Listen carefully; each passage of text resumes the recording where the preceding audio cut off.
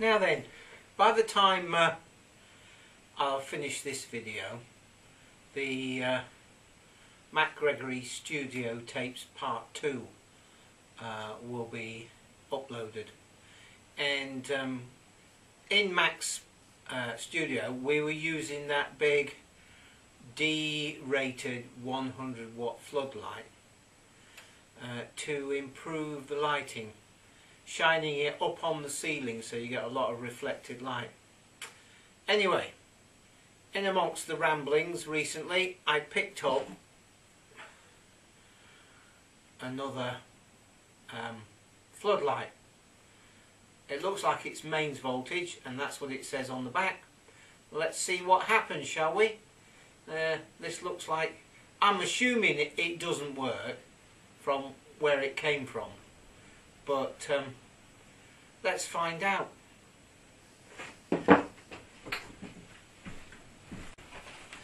Okay, we've got the quick test here, so let's connect it up.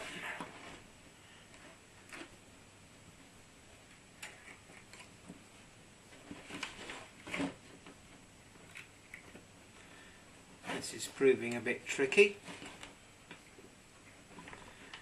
You don't want any hairy bits sticking out.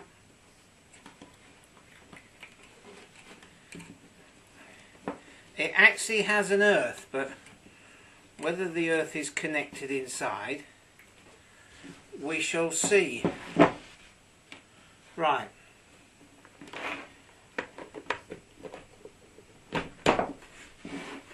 Okay.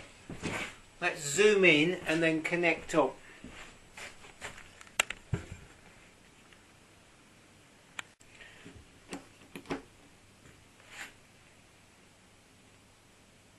Right, that's interesting. It's trying.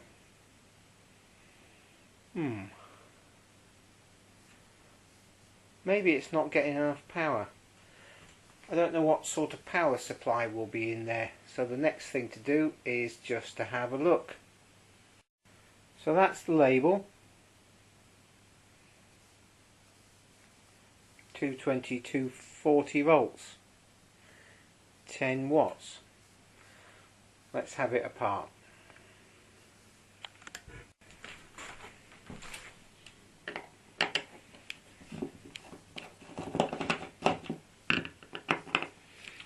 Well,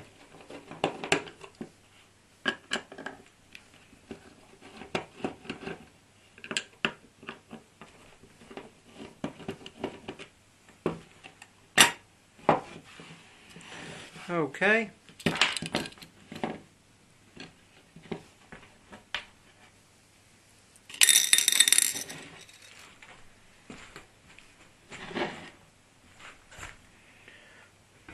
Let's zoom in on that.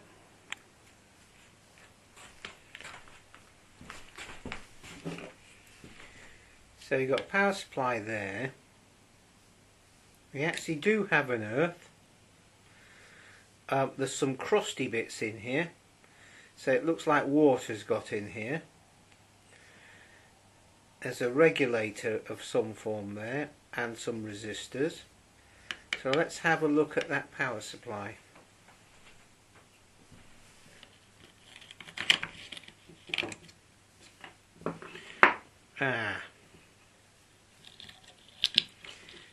If you see there, there's evidence of burning or getting hot or water or something like that. And the power supply is supposed to give out, I'll just zoom in on that.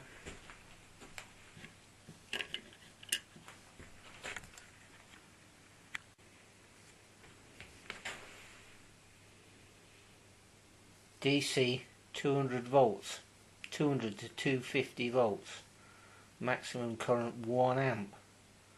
That's a lot of wattage, but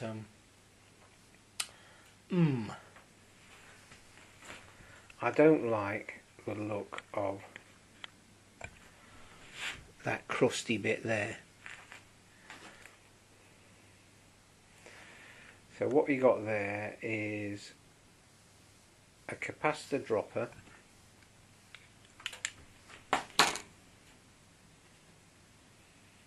there,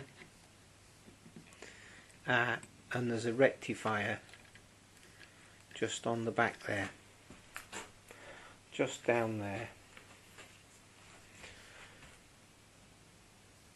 So I suppose we can check the rectifier. That might be a useful thing to do.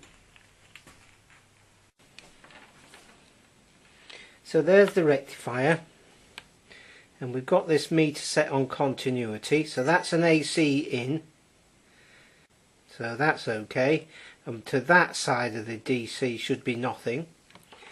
Then we'll swap them around, and then there should be nowhere to there, and there should be something to there. So that side of the rectifier is alright. Let's try this one. Nothing. Good. And then the other way round should be nothing and should be good. So that rectifier is alright. So the next thing to look at is that capacitor. That capacitor there.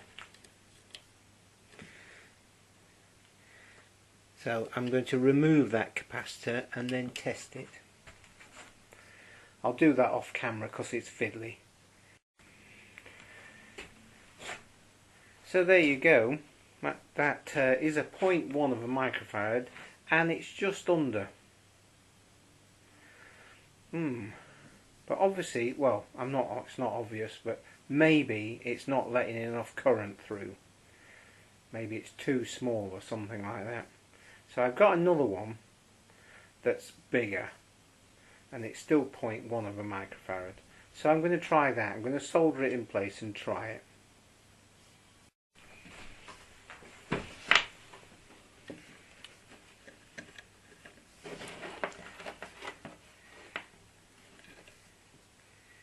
So that one went there.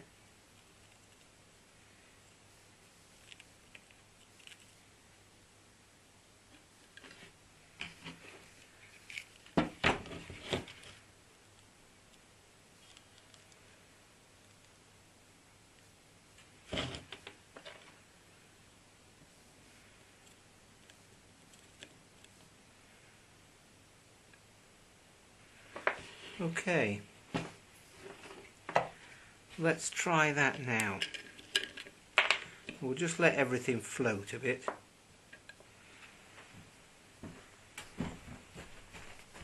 I'll connect up the power and see what happens. Right, let's just connect the quick test and see what happens.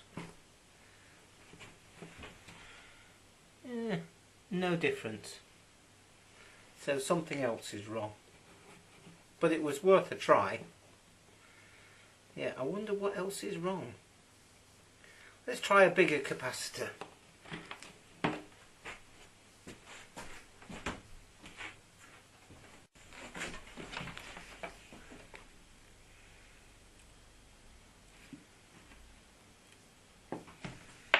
Okay, so this one is a 0.2 microfarad capacitor, and I have tested it on the capacitance tester, so it is what it says. There we go. Put that soldering iron out of the way. Stand back, see what happens. Nothing. Absolutely nothing. Oh well, it was worth a try.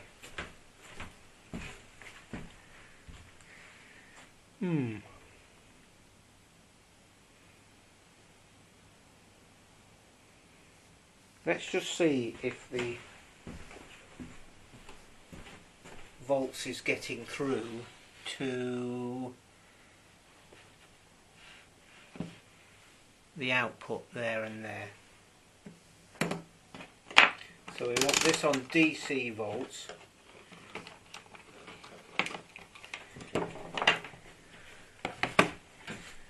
Can we see the meter? Yes, we can. Yep. Switch it on. We're on DC volts.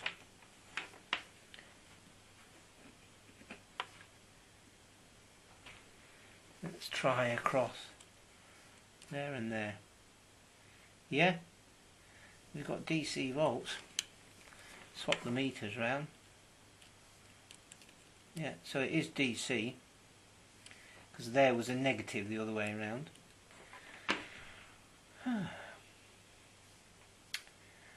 Obviously the water has done more damage than we imagine. That's a bit of a blow. Worth trying anyway. Cheers for now.